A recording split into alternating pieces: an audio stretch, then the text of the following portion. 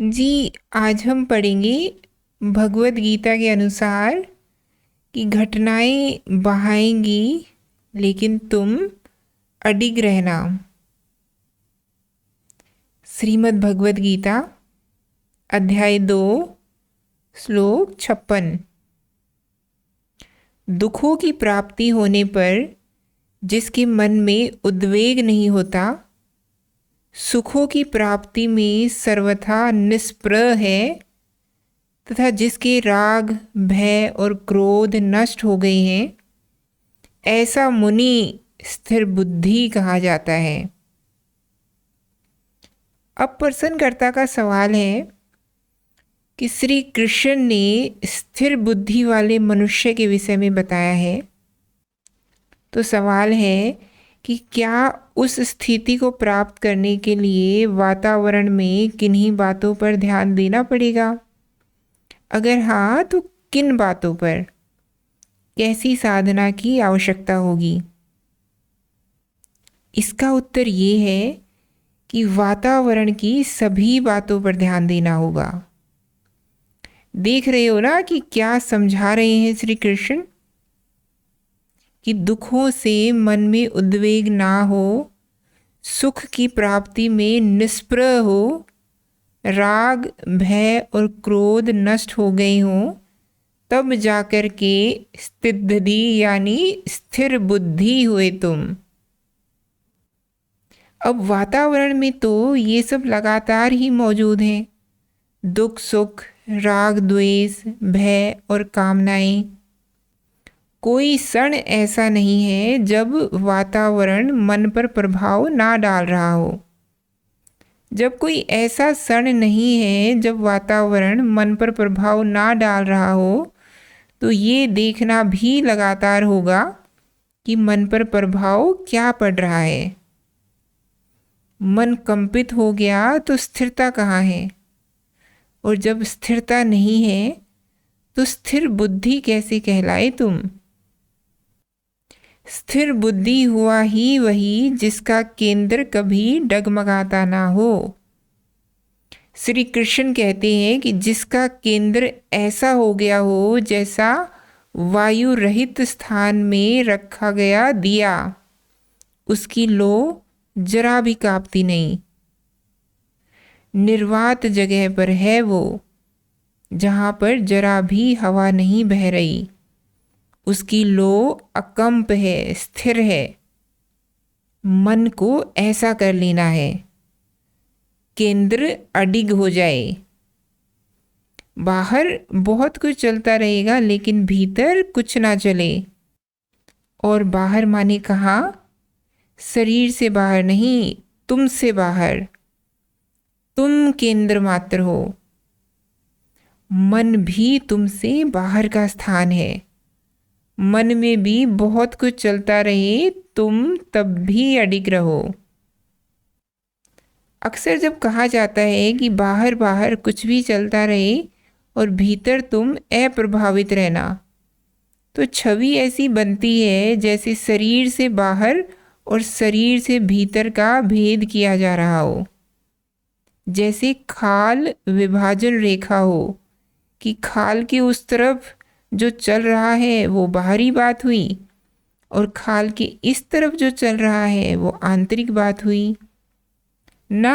शरीर से बाहर ही नहीं होंगी घटनाएं, शरीर के भीतर भी होंगी घटनाएं। तुम शरीर के भीतर घटने वाली घटनाओं से भी अनछुए अप्रभावित रहना। और ध्यान दीजिएगा, शरीर से बाहर जो घटनाएं घट रही हैं उनसे अप्रभावित रह जाना फिर भी आसान है। शरीर के भीतर जब घटना घटती है उससे असंपृक्त रह जाना, उससे अनछुए रह जाना बड़ा मुश्किल है। बाहर से जब कोई उत्तेजित करे आपको, हो सकता है कि आप झेल जाएं, पर उत्तेजना अगर अपने ही शरीर में उठ रही है फिर क्या करेंगे? बाहर से कोई कुप्रभाव डाले आपके ऊपर, कुसंगति बने आपके लिए, हो सकता है आप झेल जाएंगे, पर अपने ही मस्तिष्क में अगर कुविचार आ रहे हो, फिर वो सब कुछ जिसे अपना भी कहते हो वो पराया ही है, बाहरी ही है। आत्मा मात्र अपनी है, बाकी सब बाहरी है।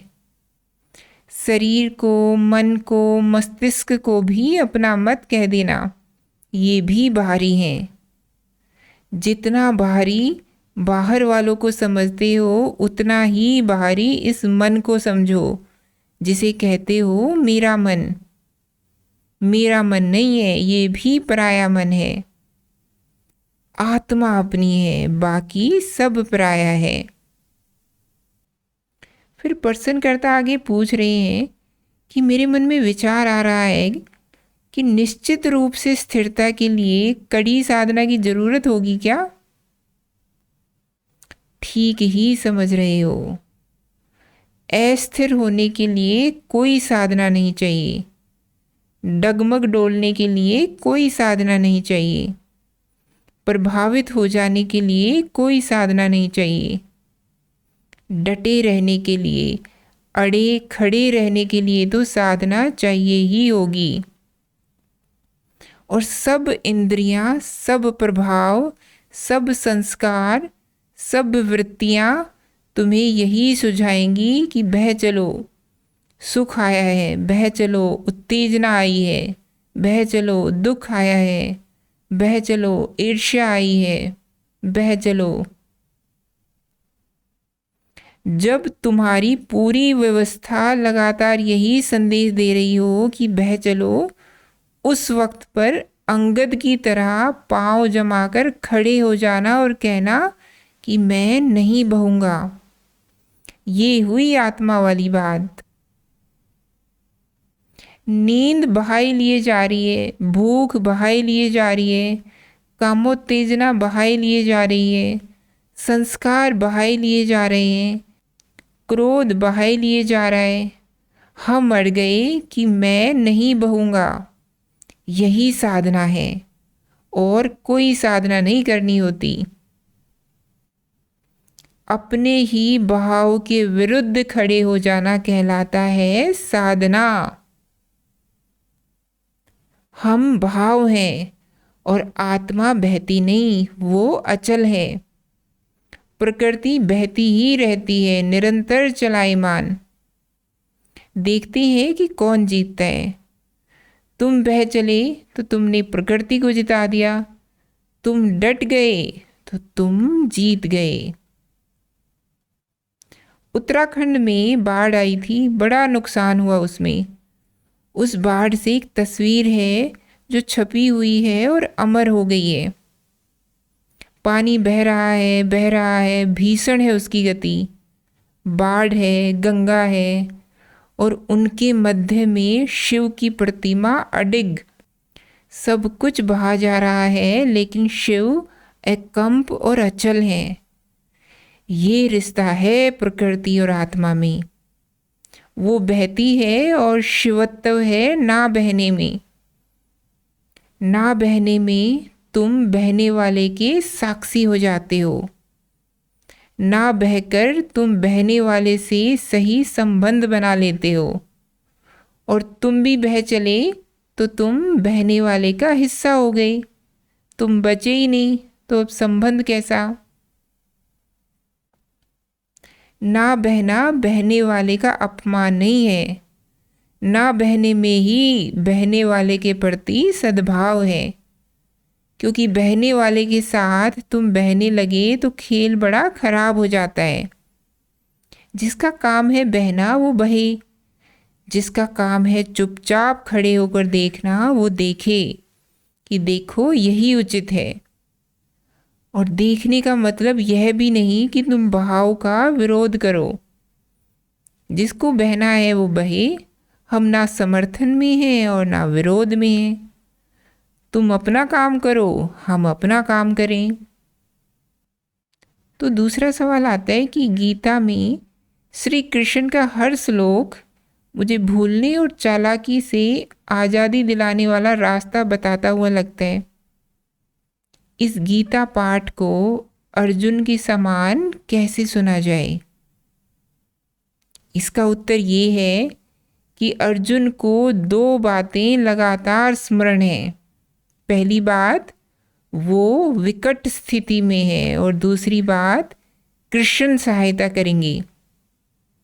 ये दोनों बातें याद रखनी होंगी।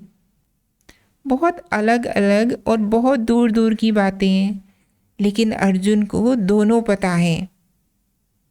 पहली बात, वो फंस गया है, और दूसरी बात, उसको संभालने और निकालने के लिए कोई मौजूद है।